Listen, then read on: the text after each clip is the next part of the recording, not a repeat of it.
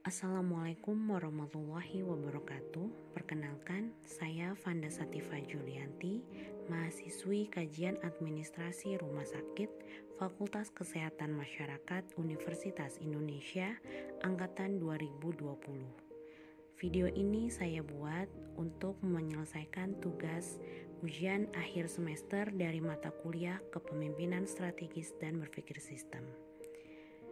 Mata kuliah ini sangat berkesan bagi saya, walaupun di era pandemi dan perkuliahan secara daring, tapi tidak mengurangi semangat dan juga kebersamaan kami antar mahasiswa dan juga dosen, yaitu Pak Ede. Mata kuliah ini membuka wawasan saya mengenai implementasi dan teori tentang kepemimpinan yang baik di masa kini dan masa yang akan mendatang, serta tentu saja bermanfaat dalam implementasinya di dalam kehidupan sehari-hari saya. Lalu, apa yang akan terjadi di 10 tahun mendatang pada sistem kesehatan?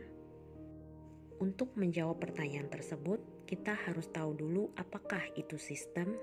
Sistem adalah suatu keterkaitan di antara elemen-elemen pembentuknya dalam pola tertentu untuk mencapai tujuan tertentu.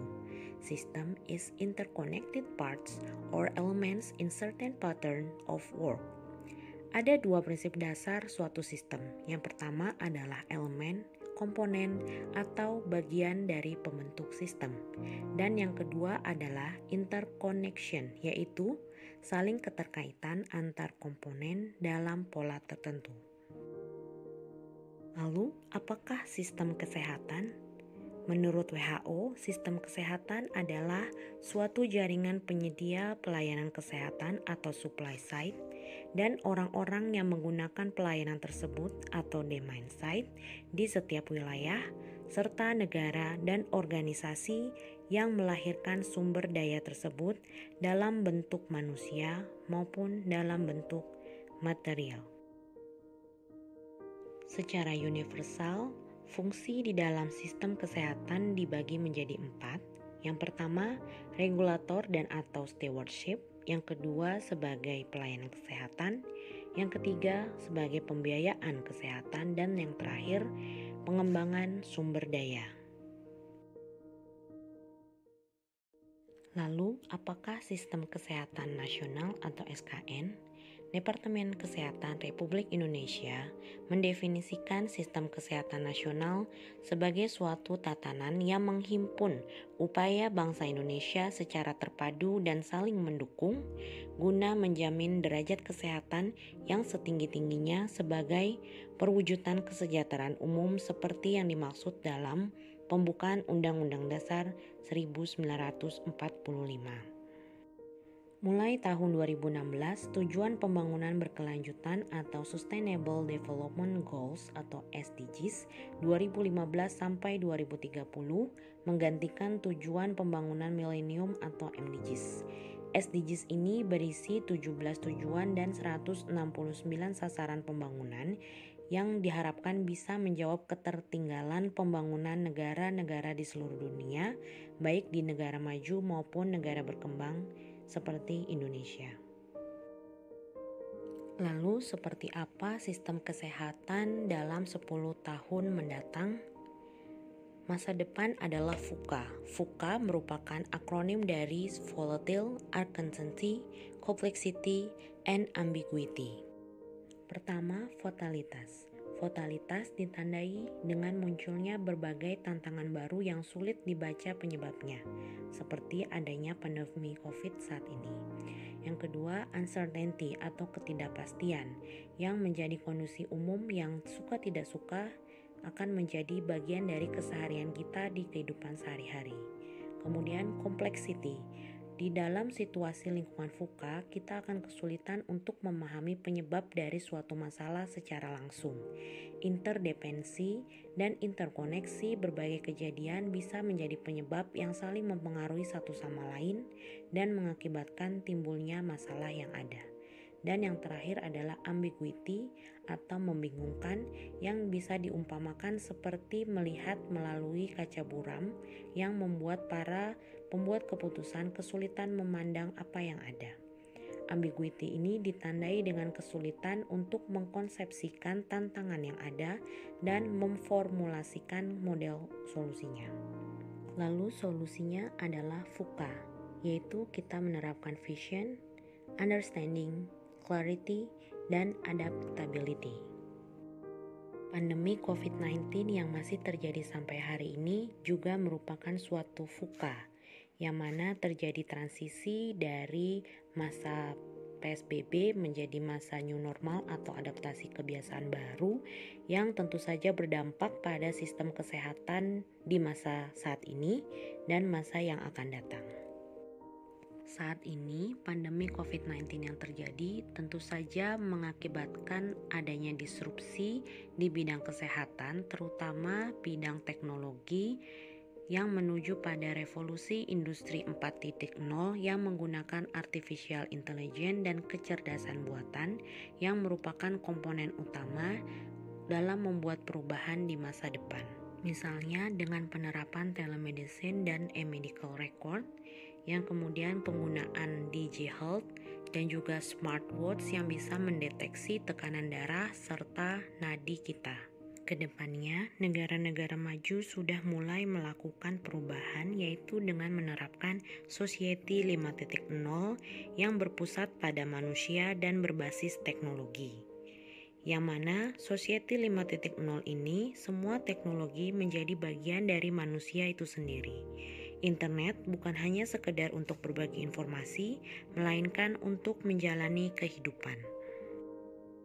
10 tahun mendatang tentu saja akan terjadi perubahan yang sangat pesat bagi sistem kesehatan, khususnya di bidang teknologi kesehatan. Yang mana pada saat ini sudah terjadi teknologi kesehatan yang sedang berkembang yaitu artificial intelligence, virtual reality, healthcare trackers, wearables and sensors, pengurutan genom, revolusi penemuan obat, teknologi nano dengan melakukan pengobatan di tingkat sel, robotik, dan yang terakhir adalah 3G printing, yaitu untuk mencetak jaringan hingga membuat kulit sintetis.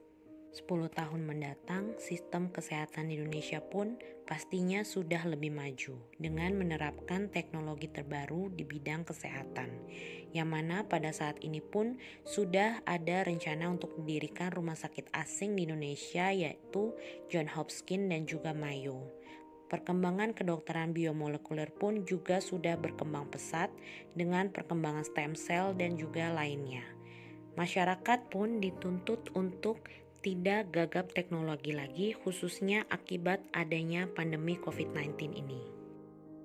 Untuk mengatasi dunia VUCA, para leader tidak bisa hanya menerapkan soft skill leadership, tapi para leader harus menyelam ke dalam diri masing-masing untuk menggali dan mengenali apa yang menjadi pola dalam lapisan iceberg dirinya.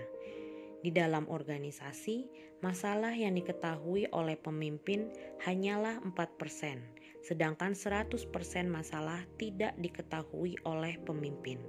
Oleh sebab itu, seorang pemimpin haruslah menerapkan POAC atau Planning, Organizing, Actuating, Controlling, and Evaluating di dalam seluruh lapisan iceberg agar dikenali secara mendasar apa permasalahan yang ada di dalam organisasi tersebut. Pemimpin adalah orang yang mampu mengendalikan bawahannya dengan cara mengarahkan, membimbing, dan memberikan tanggung jawab untuk mencapai tujuan bersama yang dikehendaki.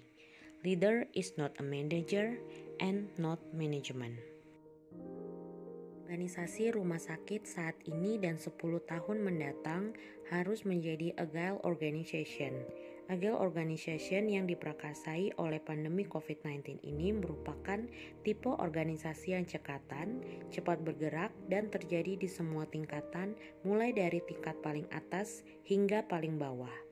Pemimpin harus bergerak lebih cepat, memutuskan lebih cepat, bereaksi dengan cepat, dan tidak menunda apa yang harus diselesaikan setiap harinya. Lalu, struktur organisasi pun dibuat seramping mungkin agar lebih mempercepat pelayanan yang diberikan. Dengan menerapkan agile organization ini, pimpinan rumah sakit akan menjadi terbuka atau open-minded, tidak hierarkis. Organisasi menjadi belajar dengan cepat dan dapat menyesuaikan diri, serta menjadi nyaman dengan ketidakpastian yang bisa terjadi dan siap menerima segala resiko yang ada menjadi sebuah peluang. Sejatinya, sepanjang hayat manusia adalah proses pembelajaran yang bisa berlaku dimanapun dan kapanpun. Oleh karena itu, organisasi rumah sakit saat ini dan di masa yang akan datang juga harus menerapkan learning organization. Peter Senge mendefinisikan learning organization sebagai organisasi di mana individu-individunya mengembangkan kapasitas untuk menciptakan hasil-hasil yang benar-benar mereka inginkan melalui peningkatan pemikiran baru dan pola pengembangan pemikiran serta aspirasi kolektif yang berkembang secara bebas, serta di mana individu-individu secara terus-menerus melakukan pembelajaran tentang cara-cara belajar bersama. Untuk membangun organisasi menjadi suatu organisasi pembelajaran, ada 5 disiplin ilmu yang harus dimiliki oleh organisasi, yaitu penguasaan pribadi atau personal mastery, pola mental atau mental models, visi bersama atau shared vision, pembelajaran tim atau team learning, dan yang terakhir berpikir sistem atau system thinking. Komponen paling mendasar dari learning organization adalah system thinking. Dengan system thinking, seseorang akan memiliki kemampuan untuk melihat suatu peristiwa secara menyeluruh. System thinking ini yang mendasari terbentuknya mental model dan mendorong seseorang untuk mencapai personal mastery. Mental model dan personal mastery secara bersama-sama akan menjadi landasan terbentuknya shared vision, yang kemudian akan menjadi dasar untuk pengembangan dari team learning. Jika Allah Subhanahu wa Ta'ala memberikan saya kesempatan untuk hidup 10 tahun mendatang, maka saya bermimpi untuk menjadi seorang pemimpin atau direktur rumah sakit dan juga mengembangkan usaha perumahsakitan keluarga ke area Jabodetabek. Depannya, saya berharap bisa menjadi seorang agen perubahan from good passengers to be a good drivers dengan menerapkan creative thinking, critical thinking, dan growth mindset. Namun sejatinya untuk mencapai puncak kepemimpinan tentu saja bukanlah suatu perjalanan hidup yang mudah, melainkan suatu proses yang panjang dan pasti akan ditemui banyak rintangan yang ada. Karena itu, tentu saja diperlukan bekal ilmu yang cukup tentang leadership, ikhtiar, dan usaha yang gigih secara terus-menerus sepanjang hidup kita. Kedepannya, tentu saja setelah lulus dari Pascasarjana ini, akan lahirlah the new of me yang menjadi the next practice leader yang bisa menerapkan learning organization dan agile organization di dalam organisasi rumah sakit, menerapkan kelebihan dan meminimalkan kekurangan diri saya dari hasil MBTI test, serta untuk mengatasi permasalahan yang ada, saya akan menerapkan system thinking secara komprehensif dengan theory of constraint dan root cause analysis.